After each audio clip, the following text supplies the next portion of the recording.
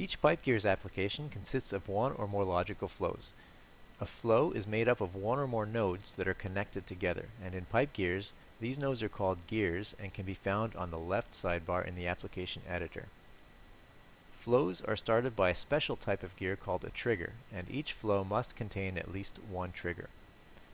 Some triggers are run as timed jobs, like a cron scheduler, or by receiving an event from an external system, like an inbound HTTP webhook.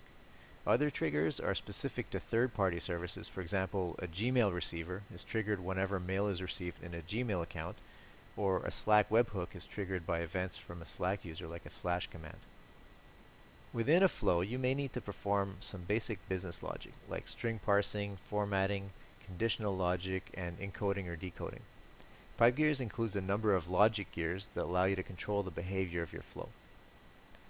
Flows usually culminate in some sort of output action. For example, sending an email, making a call to a third-party API, or even writing to a database.